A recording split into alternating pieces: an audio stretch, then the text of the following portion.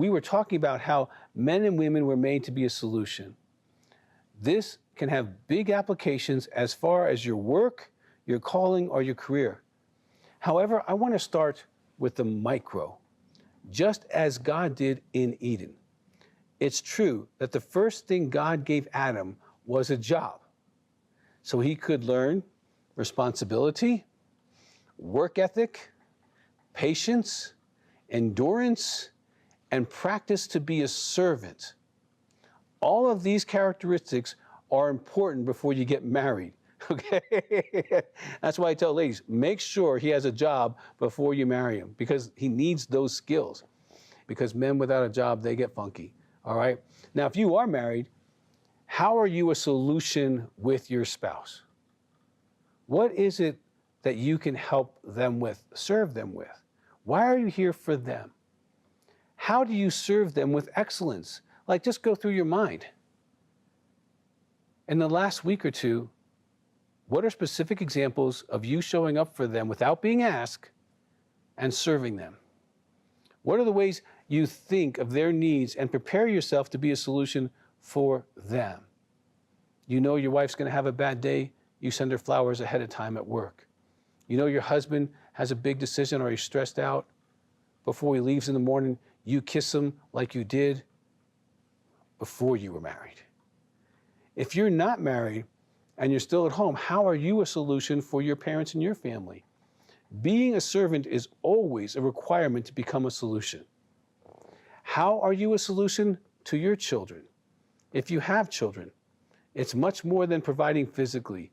God created the entire earth for Adam, so he knew about providing and hard work. However, he still showed up with Adam every day as Adam named the animals. And I'm sure they had fun. I'm sure they laughed, they ate together, and had a good time as a father and son would have these conversations. God was connected to Adam's world. Part of being a man who is a solution is having a daily connection with your children if they're still at home. I don't mean a grunt here and there, but ask questions, know about their friends, participate in things that they're interested in, even if they're not gifted like you. And oftentimes they won't be, because God's still giving you patience and long suffering. Okay? Some of you are laughing with me because hey, I got a son or daughter. They're not like me at all. They don't even like the other spouse. They're like their own creature. Great. Invest in them. Find that out, who they are. How are you a solution at work? What would those around you say about your work ethic on the job?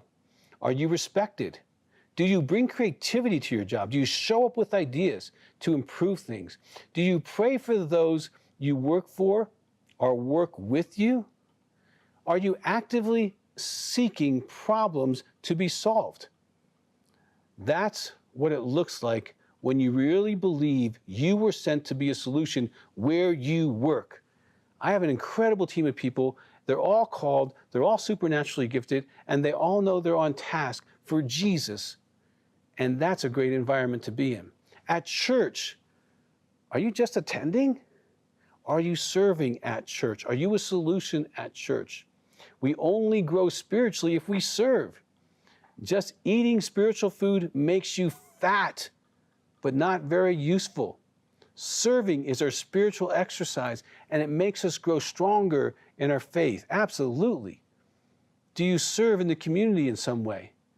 Serving in the community puts you around lost people. I would say this to our silver audience for sure. I'm starting to join you. If you are so blessed to be retired, I strongly, strongly, strongly recommend, whether you're a man or woman or a couple, find a place to serve in the community. Don't be a Dead Sea where everything comes in and nothing goes out. Serving and bringing people to Christ is our mission as Christians. It's our command as Christians.